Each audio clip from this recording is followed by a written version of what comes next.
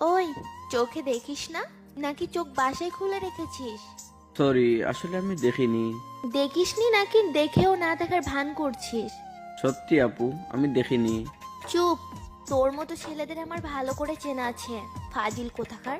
ওই চুপ, তারপরে সব দাঁত ফেলে দিব। তোকে বলছি না আমি দেখে শুনে ধাক্কা দেইনি। কি? আবার মুখে মুখে তর্ক করিস? আজ তোর 12টা বাজাবো। 12টা পর্যন্ত দাঁড়িয়ে থাকার কোনো ইচ্ছে আমার নাই। দেখি সাইড হ, আমাকে কলেজ যেতে হবে। তোরে আমি দেখে নেব। পরে দেখবি কি করে। এখন একটা ছবি তুলে নে বলে চলে আসলাম। দূর, মুডটাই নষ্ট করে দিল হারামজাদি গুন্ডি মেয়ে। এখন পরিচয়টা দেওয়া যাক।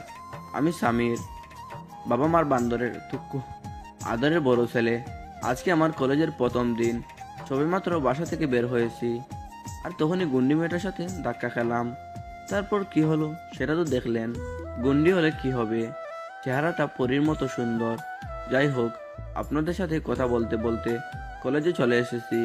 দেখতে দেখতে কয়েকটা ক্লাস করলাম, আর বেশ কয়েকজনের সাথে বন্ধুত্ব হলো। যাদের সাথে পরিচয় হলো আলী, রাকিব, সাগর আর রাসেল। তো আমরা কয়েকজন মিলে ক্লাস শেষ করে ক্যান্টিনে বসে আছি। হঠাৎ একটা পিচ্চি এসে বলল, ভাইয়া, দিয়া আপু আপনাকে ডাকছে। কোন দিয়ে আপু? আমার সাথে চলেন। চলো। আরে এটা তো সকালে সেই গুন্ডি মেয়েটা। তার মানে এই মেয়ের নাম দিয়া। ওই, এইদিকে আয়। ব্যবহার দেখে মনে হলো এক থাপ্পড় দিয়ে 32টা দাঁত ফালাইয়া দেই, কিন্তু কলেজে নতুন দেখে কিছু বললাম না। ওই, কথা কানে যাচ্ছে না?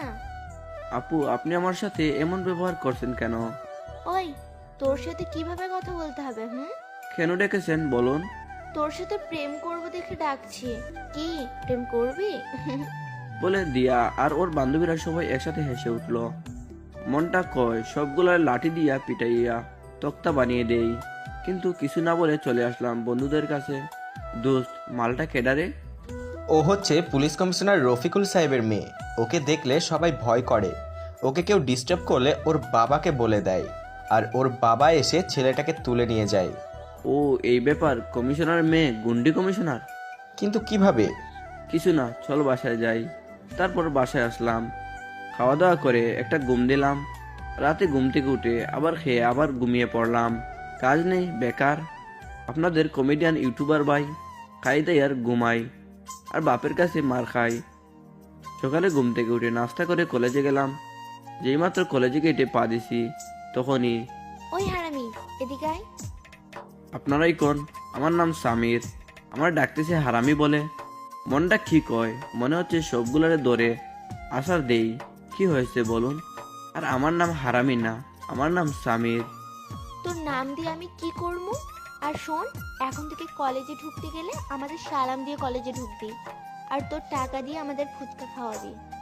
কথাটা বলার সাথে সাথে আপনারা আবার কি ভাবছেন, আমাকে মারলো? না, আমিই মারলাম। সকাল সকাল মেজাজটা গরম করে দিল। বাবা, তুমি মনে হয় কলেজে নতুন, তুমি তাড়াতাড়ি চলে যাও, না হলে তোমার সমস্যা হবে। আমার কিছু হবে না স্যার, আপনি কোনো চিন্তা করেন না। স্যারের সাথে কথা বলতে বলতে আমি তো খেয়ালই করিনি এতক্ষণে কলেজের সব স্টুডেন্ট এখানে চলে এসেছে, আর আমার দিকে এমনভাবে তাকিয়ে আছে, নিজেকে এই মুহূর্তে মঙ্গল গ্রহের প্রাণী বলে মনে হচ্ছে। আর এদিকে দিয়া তার বাবাকে ফোন দিয়ে আসতে বলছে। কিছুক্ষণ পর দিয়ার বাবা আসলো, তারপর আমাকে ওই, তোর সাহস কিভাবে হয় আমার মেয়ের গায়ে হাত তোলার? বলে আমাকে একটা থাপ্পড় মারলো। দেখুন স্যার, আপনার ভুল হচ্ছে, দোষটা আমার না, আপনার মেয়ের। কি? তুই আমার সাথে তর্ক করছিস? তোকে আজ আমি মেরেই ফেলবো। বলে লাঠি নিয়ে আমার দিকে এগোতে লাগলো। হঠাৎ প্রিন্সিপাল স্যার বললেন, ছেলেটা খুব ভালো, এবারের মতো ওকে মাফ করে দিন। ঠিক আছে, আপনার কথায় ওকে ছেড়ে দিলাম। এরপর ওকে যেন আমার মেয়ের আশেপাশে না দেখি। বলে দিয়াকে নিয়ে চলে গেল। আমিও কলেজ থেকে বাইরে একটা দোকানে এসে বসলাম। তারপর একটা বেনসন সিগারেট লাগালাম, সিগারেট টানছি আর ভাবতেছি কিভাবে এর প্রতিশোধ নেওয়া যায়। কলেজ থেকে বাসায় আসলাম, ফ্রেশ হয়ে খাওয়া দাওয়া করলাম। তারপর বাইরে গেলাম বন্ধুদের সাথে আড্ডা দিতে। জেনে রাখেন, ভালো কলেজের এই ঘটনার সময় আমার বন্ধুরা ওখানে ছিল। দোস্ত, আমি প্রতিশোধ নিতে চাই। কিন্তু কিভাবে? দিয়াকে আমার প্রেমের ফাঁদে ফেলে। আইডিয়াটা খারাপ না।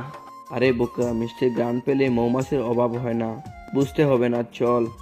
তারপর বাসায় এসে খাওয়া দাওয়া করে ঘুমিয়ে পড়লাম। সকালে ঘুম ভাঙলো আম্মুর ডাকে। ঘুম থেকে উঠে নাস্তা করে কলেজে গেলাম। কলেজে গিয়ে দেখি দিয়া ও তার বান্ধবীরা মাঠের মধ্যে বসে আড্ডা দিতেছে। আমি যেতেই দিয়া বলে উঠলো, এই ছেলে, এদিকে আসো। কি ব্যাপার, আজকে তুমি করে বলছে কেন? এতদিন তো তুই করে বলতো। জি বলুন। কালকের ঘটনার জন্য সরি, আসলে ভুলটা আমারই ছিল। আমি মনে মনে ভাবলাম, কি ব্যাপার, একদিনের মধ্যে এত পাল্টে গেল কিভাবে? আবার কোনো ফাঁদে ফেলবে না তো? আবার ভাবলাম সে যখন নিজের ভুল বুঝতে পারছে তখন মাফ করে দেই। তাছাড়া দিয়াকে আমার প্রেমে ফেলার এটা একটা বড় সুযোগ। এই সুযোগ হাতছাড়া করা যাবে না। আপনারা কি বলেন? শুধু তামাশা দেখেন, কাজ তো নেই। ওই, কি হলো? কি ভাবছো? না, কিছু না। তার মানে আমাকে মাফ করবে না? করব, কিন্তু একটা শর্তে। কি শর্ত? We are friends now. Okay, hmm. চলো আজকে ক্লাস করব না।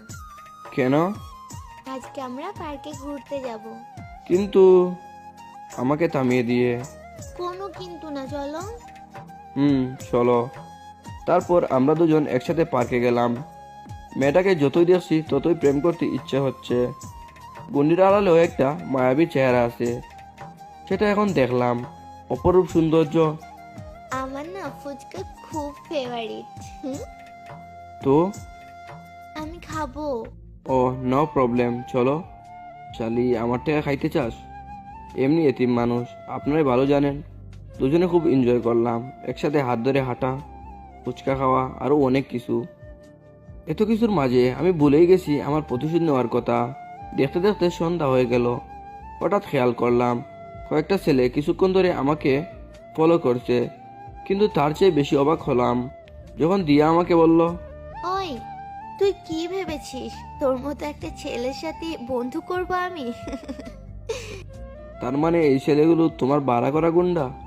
হুম, যেদিন তুই আমাকে থাপ্পড় মেরেছিলি সেই দিনই আমি মনে মনে ঠিক করেছিলাম এটার প্রতিশোধ আমি নিবই। কিন্তু আমি ভাবতেও পারিনি আমার প্রতিশোধটা আমি এত তাড়াতাড়ি নিতে পারবো। দিয়ার সাথে কথা বলতে বলতে আমি যে মেসেজে আমার বন্ধুদের আসতে বলছি সেটা দিয়ার লক্ষ্যও করেনি।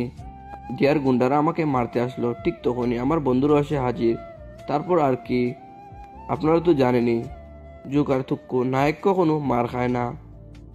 আমার বেলায়ও তার উল্টোটা হয়নি। কিছু বুঝে ওঠার আগে আমার বন্ধুরা গুন্ডাগুলোকে মেরে তক্তা বানিয়ে দিয়েছে।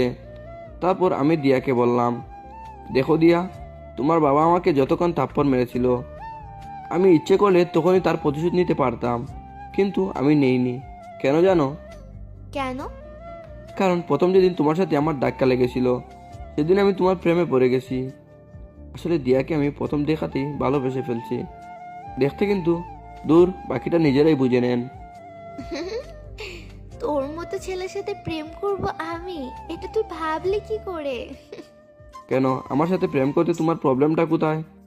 আমি মধ্যবিত্ত একজন ইউটিউবার, তাই বলে কি আমার সাথে কেউ প্রেম করতে চায় না? আমি জোকার নাকি?